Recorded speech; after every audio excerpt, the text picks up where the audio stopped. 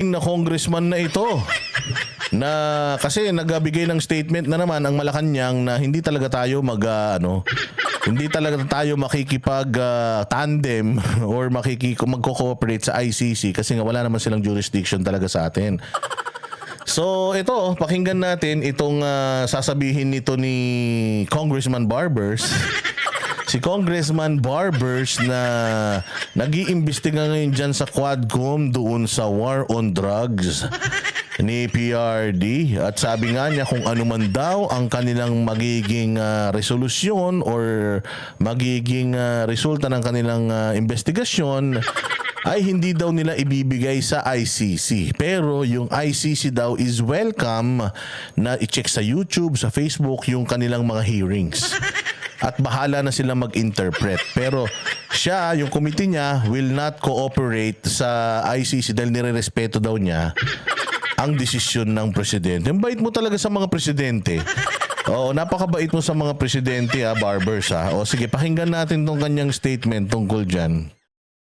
Well, our stand, my personal stand on the issue is that since we are not members of the ICC, and the President has made a clear statement as to his position dyan sa ICC, I will support that position. Hindi ho kami... Galing talaga ni Sir. Ang galing talaga ni Sir. Lahat talaga ng presidente sinusuportahan mo. Bilib na bilib ako sa'yo. Magbibigay ng dokumento o ng transcript na ginawa ng Quadcom in relation to the extrajudicial killings para magamit ng ICC because, again, we're not members of the ICC. And following the statement of the President, we will stick to that.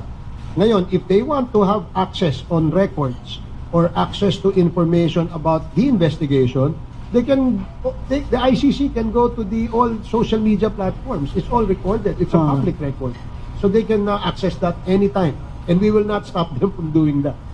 Pero hindi siya, social media, hindi yun ang pinaka-value. Pero alam mo, hindi naman sa pag-ano, Barbers The fact na in-offer mo yung social media circus nyo, hindi naman ganun katanga yung mga ICC na i-ano nila, na i-base nila sa Facebook, sa YouTube.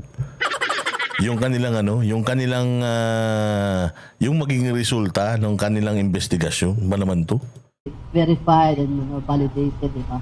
O kasi, ano yun actual recording. No? So, but the court will decide whether it's acceptable or not. That's correct. Because they cannot question the video. Who took that video?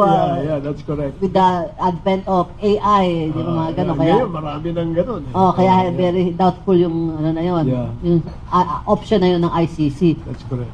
So, as long as we are not members of the ICC, the Quadcom will stick to the President's stand.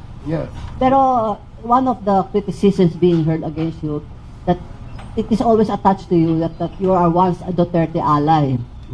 And now you are attacking, basically. Boy, wait medyo masakit yung tanong mo na yan. You were once a Duterte ally. And now, you are not anymore. What happened to you? Actually attacking the President Duterte now.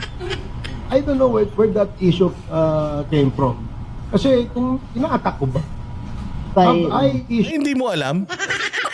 Hindi mo alam, sir? Ina-attack ba niya? Kayo nga dito sa comment section.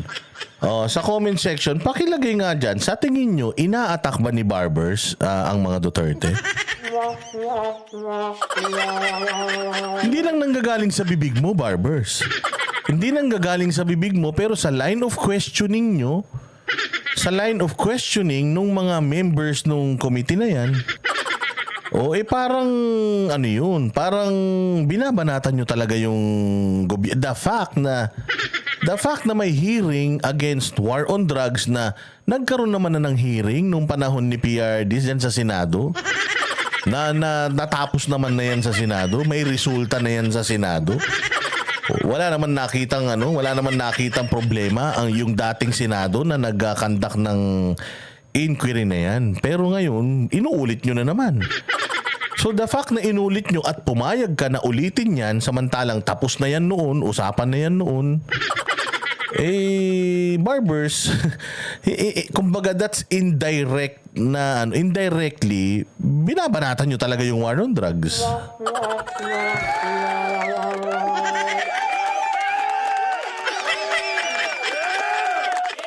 Di ba? Bumabanat ka na di mo sinasabi na bumabanat ka. Totoo.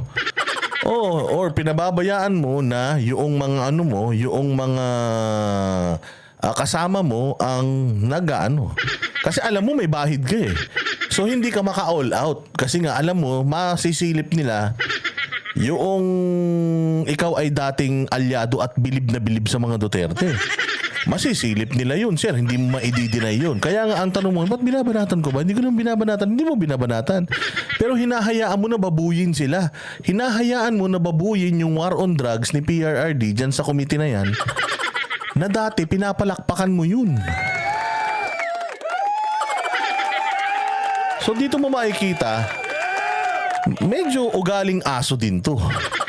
Dito makikita na medyo ugaling aso na talagang matatalino itong mga politiko na to. Alam nila kung ano yung ginagawa nila at alam nila kung paano laruin yung mga posibleng maging tanong ng media sa kanya. Kasi siyempre sabihin, dati kasi idol ko yan eh. So, pag hindi ko naman hiniring, patay naman yung budget ko. So, ihiring ko na lang, kayo na lang ang dumurog. Pababayaan ko na lang kayo na dumurog. Ganun ang nangyayari eh. So, parang binanatan mo na rin siya. Parang tinraidor mo na rin siya. Tapos, ikaw mismo nagtatanggol sa war on drugs ni PRRD nun. Tapos, hindi mo siya pinagtatanggol dito. Si Richard Gomez nga, pinagtanggol yung war on drugs ni PRRD. So, nagtatanga-tangahan tayo, sir. Yung tanong na yan, tanga-tangahan yan. Issued a statement attacking anyone? I did not. I chaired a committee. Being the lead chair, I have to balance and ensure that there is two angles on the sides of... Two angles? Bakit nung ikaw ang committee chairman ng Dangerous Drug Board sa Congress, wala ka namang binalance? Hindi ka naman nag-conduct ng hearing nun. Hindi mo naman kinwestiyon nun. Bakit ngayon, biglang kine-question nyo na? Lab? No? Diego Latigo? Malayo kay Marcoleta to, no? On the side of the story, di ba? Hindi naman pwedeng isa lang. Kaya nga open Hindi pwedeng isa lang. Sige, tingnan natin kung totoo yung sinasabi mo, ha? nga yung ating invitation eh. Doon siya nag-iisip na I'm attacking. I think you have to think twice. Because I never attack anyone. In this case, You never attack anyone? Kuya, grabe kaya yung ginawa nyo sa asawa ni Grabe kaya yung ginawa nyo sa asawa ni Barbers. Ay ni Roque. Grabe din kaya yung ginawa nyo kay Roque. So kung yung grabing ginawa nyo na yun, hindi nyo pa sila inatake? Anong tawag nyo dun? Grabe naman yung I never attacked anyone. Pero di ba, hindi pa man nakakasuhan yung asawa ni Roque. Ang dami-dami niya nang sinasabi sa asawa ni Roque. Di ba yung sinasabi nga nung asawa ni Roque, nagpipresent ako sa kanya ng medical certificate, dinecline mo pa. Tapos ngayon, wanted na din yung asawa ni Harry Roque. Hindi pa kayo umaatake niyan, ha? Sa dami ng kinontempt nyo dyan sa Quadcom na yan, hindi pa kayo umaatake, Barbers. Lokohin mo, lelang mo. gaya ng sinabi ko kanina, I still Barbero ka nga. Sabi ni Diego Latigo, kwentong Barbers yan, hindi yan kwentong barbero. commend, applaud, appreciate, and even congratulated the implementation of war on drugs because this has been a major policy that has taken out the drugs from the streets, saved millions of Filipino lives and especially the youth. Yun naman pala eh. Anong problema natin sa war on drugs kung ikaw na mismo nagsasabi na okay naman pala yan. Rosie Bustarga, salamat kaayo, ha. So I should congratulate that. But I never, again, attacked anyone, much more the former president. Sige. Di naman pala umaatake. Kayo talaga. Masyado naman kayong mga judgmental. Hindi naman daw siya umaatake. Hindi nga siya umaatake, pwedeng pinababayaan lang niya yung ibang umatake kasi nakakahiya nga naman kung siya direkta.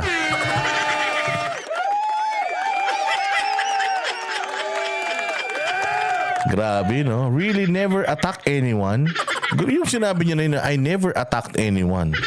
O kaya nga kung tatanungin natin yung asawa ni Harry Roque at sabihin natin na, Sir Harry, sabi ni Barbers, he never attacked anyone daw. Sigurado ako sasagot yun si Harry. Kasi nagtatago na yung mag-asawa, hindi nyo pa inatake nung lagay na yun. Di ba? O kaya ganyan yan. Kaya ganyan yan si Sir. Kasi meron tayong di ba? Meron nga tayong kinontent na video niyan. Oo, baka yung mga hindi pa nakakapanood, kinontent natin yung video na yan, etong video na to Ito si Barbers noong panahon na si PRRD pa ang presidente. Oo, in love yun sa mga presidente, pero noong si BBM na yung presidente, biglang nagbago na yung tono niya. Biglang pinaiimbestigahan niya na yung war on drugs ni PRD. Natuwan-tuwa siya ito. Bigyan natin ng mabilis na na pasada. It has been the primordial duty of the committee which I head, the Committee on Dangerous Drugs in the lower house, to help ang ating law enforcement agencies in the war against illegal drugs. Napakaswerte po ng Pilipinas dahil nagkaroon ho tayo ng pagkakataon na magkaroon ng isang presidente na ang advokasya ay labanan ang ating problema sa droga. Galing, di ba? Napakaswerte daw ng Pilipinas na magkaroon tayo ng isang presidente na talagang nag-focus sa gera laban sa droga. Aba, napakaswerte naman pala ng Pilipinas, kaya naman pala pinaiimbestigahan mo ngayon. Ay, ng buhay ito. Napakaswerte daw ng Pilipinas pero pinaiimbestigahan mo. Bakit mo pa iimbestigahan yung wala naman pala dapat problema? Di ba mas maraming problema ang bayan natin na dapat iniimbestigahan nyo?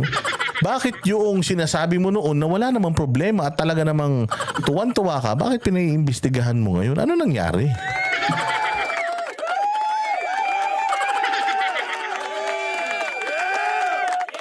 Diba? Yun ang problema. Sige nga, ano pa sasabihin nito rito?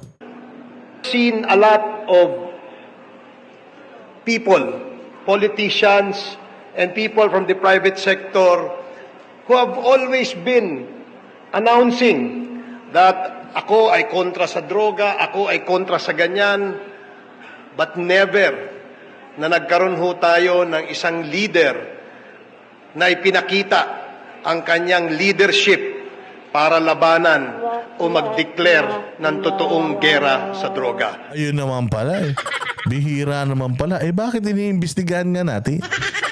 Bakit gusto pa nating ipatawag sa Congress para sagutin yung mga tanong nyo? Dapat naman pala wala na kayong itinatanong kasi according to you, wala naman palang problema talaga yung war on drugs ni PRD. Wala naman pala talagang masama sa war on drugs ni PRD.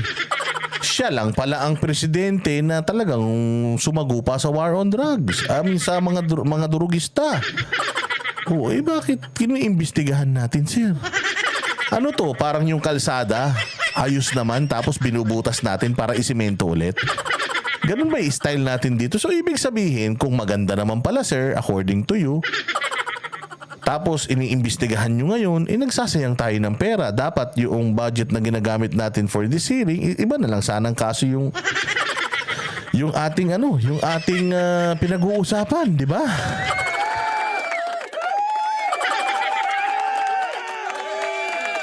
Ibang klase talaga ang mga, sabi nga dito, mga Judas daw, sabi ni Jonas. Parang si Judas yan Oo, no? Oo, ito yung ito ang tinatawag dito, hunyango. Oo, kung ano yung dikitan niya, yun din yung nagiging kulay niya. At walang iba ang pwedeng gumawa niyan, kundi po si President Rodrigo Roa Duterte. Bihira ho tayo nakakita ng isang leader na bukod sa kanyang deklarasyon na war against drugs and war against criminality and war against corruption, meron pong ipinapakitang totoong datos. Mantakin mo war on drugs, corruption, may pinapakitang totoong datos. Naipakita na pala yung totoong datos sa'yo, bakit naghihiring ka pa? Bakit nagtatanong pa kayo? Napakita na pala yung totoong Totoong datos, kayo talaga. Ang gulo-gulo nyo, sir. Kaya nga ho, meron tayong real numbers, PH. Because that only indicates the real picture. And that real numbers tell everybody na ito ho ang totoong kalagayan ng ating bansa. Maglagay man ho tayo ng 100 President Duterte dito sa Pilipinas. Ngunit kung hindi masusuportahan ng private sector, hindi masusuportahan ng ating ahensya, palagay ko, hindi ho magsasucceed at hindi ho magiging victorious ang ating leader kung ganon. Nararapat lamang na atin siyang suportahan because he does not just worry about the present state of the country, but he worries about the future of this nation, the future of our younger generation. Kaya nga ho dapat magtulong-tulong, magsama-sama, suportahan natin ang kampanya laban sa illegal na droga. Again, ladies and gentlemen, I would like to emphasize that this war is not an ordinary war. I am glad that no less than the President is leading this war. Because if it not for President Duterte, we would not have known na ganito pala ang kalaki ang problema. Grabe, kita mo, kung hindi pala dahil kay Duterte, di natin malalaman na ganyang kalalim ang problema natin sa drugs. Kung makapagsalita kayo ngayon sa Quadcom, parang kayo nakakaalam ng problema ng droga sa Pilipinas. Ha? Ikaw na nagsabi, kung hindi dahil kay PRD, miski ikaw, di mo malalaman na ganito kalala, kalalim, kabulok ang sistema natin pagdating sa droga. Ay, nako. Problema natin sa droga. And he was the only leader bold enough, courageous enough to name narco generals, narco cops, narco judges, and even narco politicians. Mantakin mo, he's brave enough to name them. Pucha, mantakin mo. Lahat ng mga nakaraang presidente, binaliwala yan. Malamang naririnig na nila dahil may mga intelligence naman mga yan. So inilabas mo dito na si PRD hindi natakot na pangalanan niya ang mga kupal na yan. Yang mga satanas na yan. Hindi siya natakot, matapang siya, bilib na bilib ka. Oh, pucha, bakit ngayon yung anak ng narco politician na si Kerwin Espinosa, ginawa niyo pang testigo. Utangin na, pati si Mabilog, ginawa niyo pang testigo.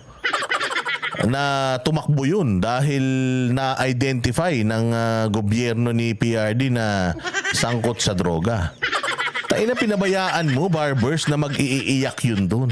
Pinabayaan mo na babuyin nung dalawa na yan na sangkot sa droga, itong mga Duterte na ikaw mismo nagsasabi dito sa speech mo, napakaganda ng ginawa nung war on drugs ni PRRD sa bayan natin.